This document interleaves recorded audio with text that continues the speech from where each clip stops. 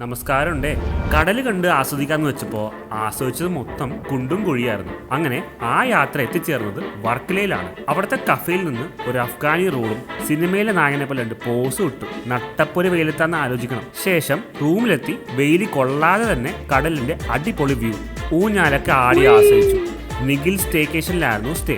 റൂമും വ്യൂവും വൈബും എല്ലാം ശാന്തി സമാധാനം. അവിടെ നിന്ന് ഒരിക്കലും തീരാത്ത പാതാളത്തിലേക്കുള്ള സ്റ്റെപ്പ് ഇറങ്ങി കടൽ ആസ്വദിക്കാൻ പോയിട്ട് വെയിൽ കൊണ്ട് ചിക്കൻ 65 ആയി. വർക്കലയിലെ രുചികൾ തേടിയ യാത്രയിൽ നല്ല ഇംഗ്ലീഷ് ബ്രേക്ക്ഫാസ്റ്റ് കഴിച്ചു. പക്ഷേ 2 ബ്രെഡ് കഴിച്ച് സായിപ്പിന് ഓക്കെ ആയിരിക്കും. നമ്മൾ മലയാളികൾക്ക് വെറും വായു.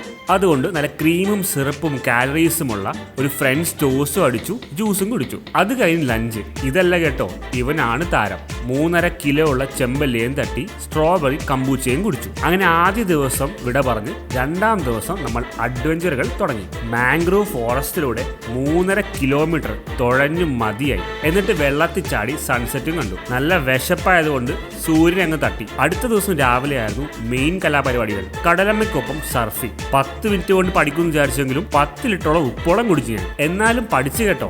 Thanks to Maloha surfing club. പിള്ളേര് കൊള്ളാം, പണി അറിയാം. അങ്ങനെ രാത്രി ഒരു ചിക്കൻ സ്റ്റീക്കോട് കൂടി അവസാനിപ്പിച്ചു ഈ മഹായാത്ര. ഫുൾ വീഡിയോ യൂട്യൂബിൽ വരും.